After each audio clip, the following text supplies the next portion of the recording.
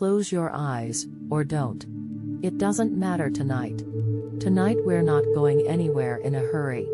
We're just going to drive, the way people used to drive, back when a road trip wasn't about getting somewhere fast, but about the getting there itself. So settle into whatever you're sitting in, or lying in, and let the hum of an old V8 engine carry you back to a summer night somewhere in the middle of America, sometime in the early 1960s, when the asphalt was still warm from the day's heat and the whole country seemed to stretch out ahead of you like a ribbon of promises. It's just past 9 in the evening. The sun went down about an hour ago, leaving behind that deep blue-purple color that only seems to exist on late summer nights, the kind of sky that makes you feel small in a comfortable way, not a frightening one. You're behind the wheel of something with fins, something with chrome trim that catches what little light there is and throws it back in little sparks. Maybe it's a Chevrolet Bel Air, maybe a Ford Fairlane, doesn't matter which.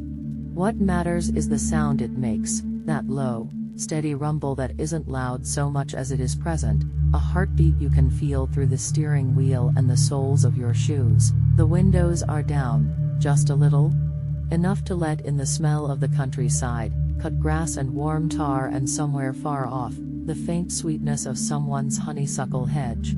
The radio is on, but low, just a murmur beneath the wind, some AM station fading in and out as you move through hills and valleys, playing something with horns in it, something you can't quite place but that feels exactly right for this moment. Ahead of you, the highway unspools in long, easy curves. Not an interstate, not yet, not really, though the big new roads are starting to creep across the map that year. This is one of the old 2-lane blacktops, US Route something, a number painted on a black and white shield sign that flickers past every few miles.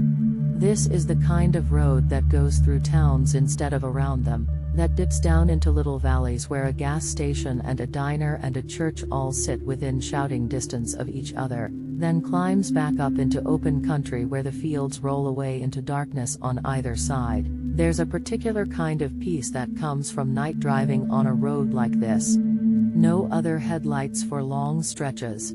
Just you, and the double yellow line catching your high beams, and the endless soft thump of tires finding the seams in the pavement. Every so often a reflector post flashes by, a little wink of orange in the dark.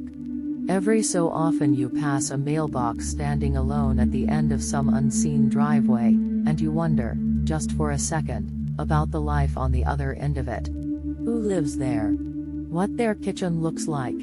Whether they're already asleep. You've been driving for hours now, though it doesn't quite feel like it. Time moves differently at night on an open road. The gas gauge is dipping low, and your shoulders have that pleasant looseness that comes right before real tiredness sets in, the kind where your eyes start to feel heavy but your mind is still floating along, content, unbothered. It's time to find somewhere to stop. And this is where the story of the American road starts to get interesting, because stopping for the night in 1960-something is its own kind of ritual, its own small adventure layered inside the bigger one. Back before the interstate system really took hold, before a person could count on a holiday inn appearing at every exit like clockwork, travelers depended on something a little more personal, a little more particular. They depended on the motor court, the motor lodge, the motel, a word that itself was still fairly new, a smashing together of motor and hotel that had only really entered common use in the years after the war.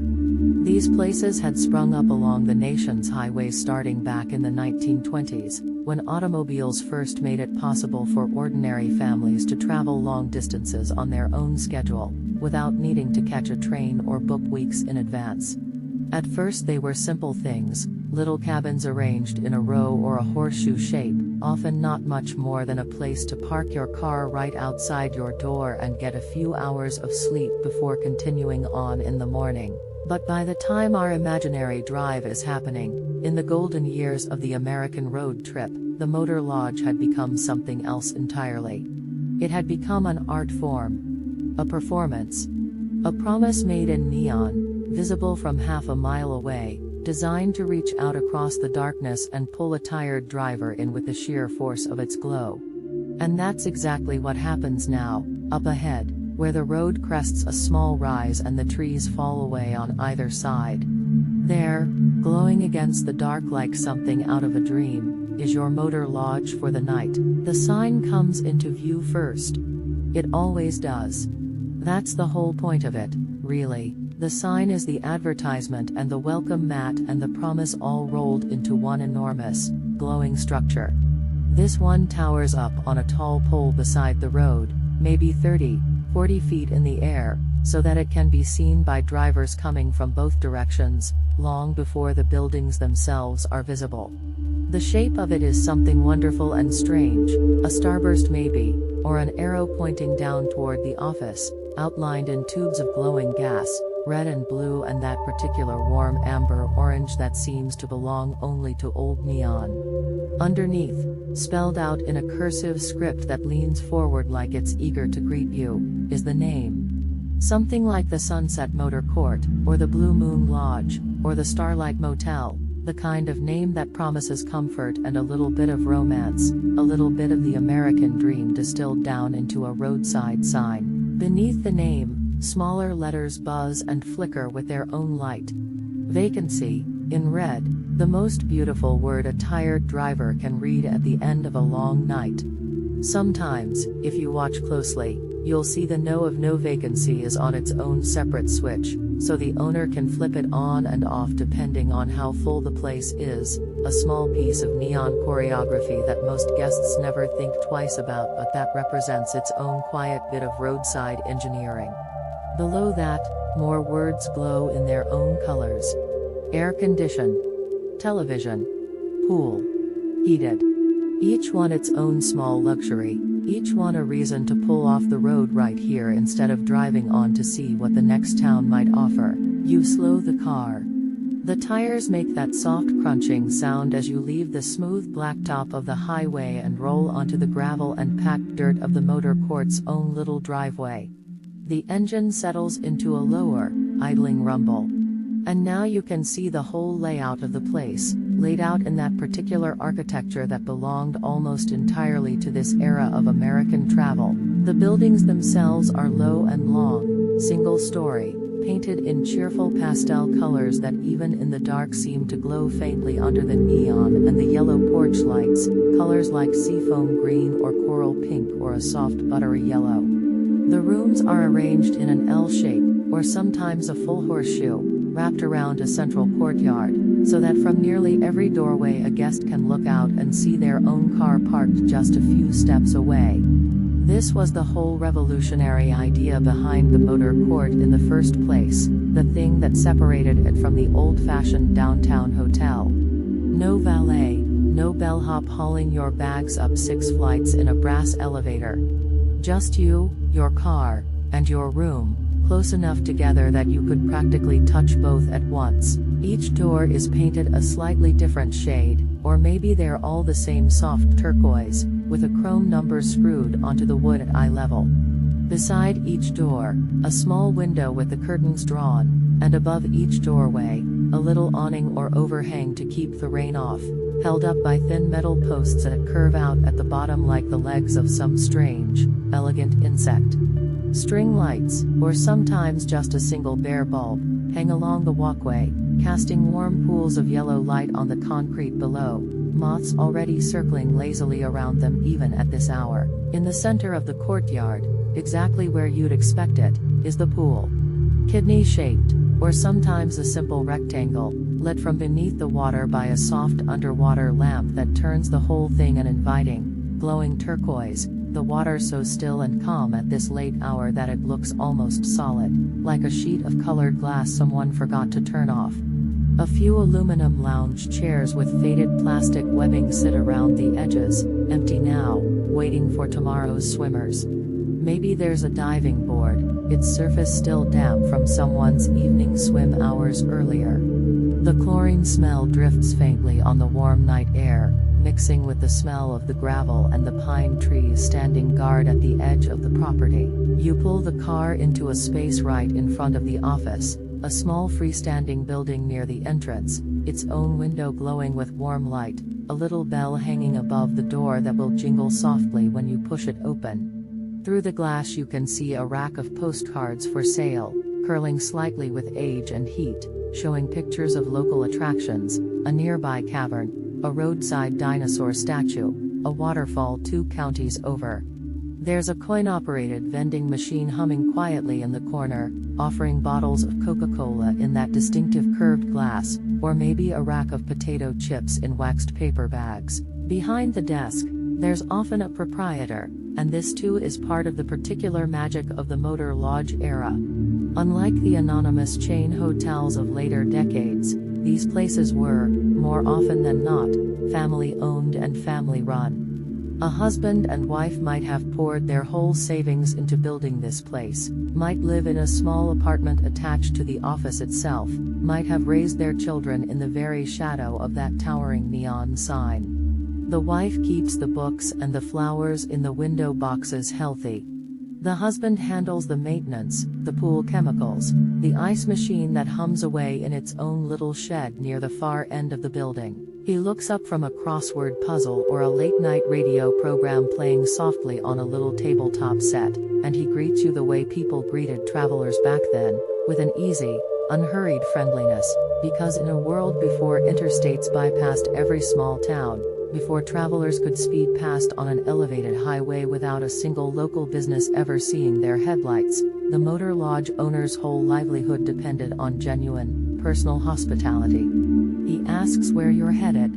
He might tell you about a diner just up the road that stays open late, the kind of place with a griddle that never really cools down, or warn you about a stretch of construction a few miles ahead that you'll want to take slow. He slides a registration card across the counter, and you fill it out in pen, your name, your home address, the make and model and license plate of your car, because in those days that's simply how it worked, a paper record, a little piece of history that would sit in a filing cabinet for years before anyone thought to throw it away.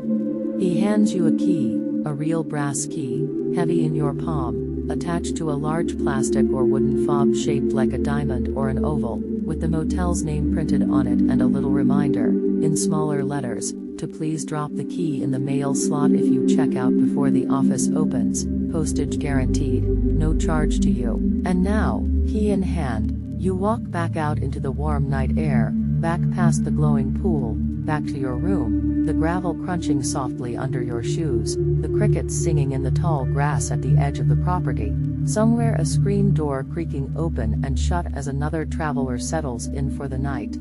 The key turns in the lock with a satisfying, solid click, the kind of mechanical certainty that later decades, with their key cards and blinking green lights, would somehow never quite replicate. Inside, the room smells faintly of fresh laundry and a hint of cigarette smoke that no amount of airing out ever fully removes, though it's not an unpleasant smell, just a familiar one, the smell of 1,000 travelers who passed through this same small space before you. You flip the light switch, and a lamp on the nightstand glows to life, its shade slightly yellowed with age, casting the whole room in that warm, low light that seems designed specifically for winding down rather than waking up. The furniture is simple but sturdy. 2 full-sized beds, maybe, with headboards made of dark varnished wood, covered in bedspreads in some cheerful, slightly faded floral pattern or a bold geometric design that feels very much of its moment. A small writing desk sits against one wall, with hotel stationery tucked into the drawer alongside a Gideon Bible and a local phone directory. A television sits on a low dresser across from the beds, a heavy wooden cabinet housing a screen that will, if you turn the dial, offer you perhaps 3 or 4 fuzzy channels at this late hour, mostly static and test patterns by now, though maybe you'll catch the tail end of a late movie or a news broadcast signing off for the night. Through the thin walls, you can hear the gentle hum of the window air conditioning unit, one of those big rectangular boxes built right into the wall beneath the window, rattling along with a steady mechanical rhythm that becomes, almost instantly, the most soothing sound in the world. It blows a stream of cool air into the room, carrying with it that particular metallic, slightly damp smell that every motel air conditioner from this era seemed to share, a smell that somehow, decades later, instantly transports anyone who catches a whiff of it right back to nights exactly like this one. You set your bag down. You sit on the edge of the bed and feel the mattress give slightly beneath you, not luxurious, not the plush pillow top of later decades, but perfectly, wonderfully adequate, exactly what a tired body needs after a long day behind the wheel. Outside your window, muffled by the glass and the curtains, you can hear the occasional swish of a car passing on the highway, someone else still out there in the dark, still making their way toward their own version of this exact same stop. Maybe you decide you're not quite ready for bed. Maybe there's still a little restlessness left in you, a little bit of the day's momentum that hasn't quite worn off yet. So you step back outside, key in your pocket, and you walk along the covered walkway toward the far end of the property, where a smaller, separate building glows with its own warm light. This is the diner, or sometimes just a coffee shop attached right to the motor lodge itself, another feature that made these roadside stops so beloved. You didn't have to get back in the car. You didn't have to go searching through an unfamiliar town for somewhere to eat. It was all right here, all part of the same little self-contained world built specifically for the traveler. Inside, the diner is small, a counter with a row of stools upholstered in red vinyl, a few booths along the windows with tabletops in speckled formica, chrome trim running along every edge. A jukebox sits in the corner, quiet now, its colored lights still cycling slowly even though no one has fed it a nickel in the last hour. Behind the counter, a waitress in a pale uniform, her hair pinned up, pours you a cup of coffee without even asking, because at this hour, coffee is simply what everyone wants, and she already knows it. The radio behind the counter plays something soft and late night, a saxophone drifting through a slow tune, and the cook back in the kitchen scrapes his spatula against the griddle every so often, the sound almost musical in its rhythm. You might order a slice of pie, cherry or apple, sitting under a glass dome on the counter, or maybe just the coffee is enough, black and strong and served in a heavy ceramic mug that's been chipped just slightly at the handle from years and years of use. A trucker sits a few stools down, reading a folded newspaper, not saying much, just present in that comfortable way strangers can be present with each other in the middle of the night, united by nothing more than the shared circumstance of being awake when most of the world is asleep.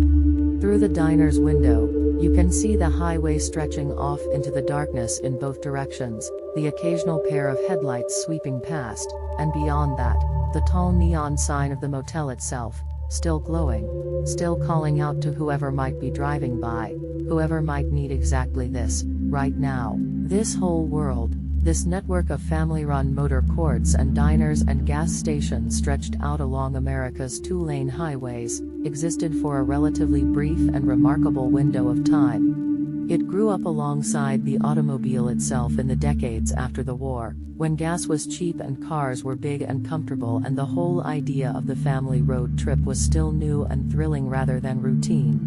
Route 66 became the most famous example of this culture, but really, every state had its own version, its own beloved stretch of blacktop lined with these glowing little oases, each one competing with its neighbors through ever more elaborate signage, ever more inviting amenities, a pool here, a coffee shop there, a bit of local flavor in the architecture, a teepee-shaped room in the southwest, a lighthouse-shaped office along the coast, and then, slowly, over the years that followed, the interstate highway system began to change everything. Wide, fast, limited access roads bypassed the small towns entirely, routing traffic around rather than through, and travelers who once had no choice but to pass directly beneath 100 different neon signs on their way across the country suddenly found themselves speeding past at 70 miles an hour on an elevated roadway, with exit ramps leading only to a predictable handful of large, identical chain hotels clustered near each interchange.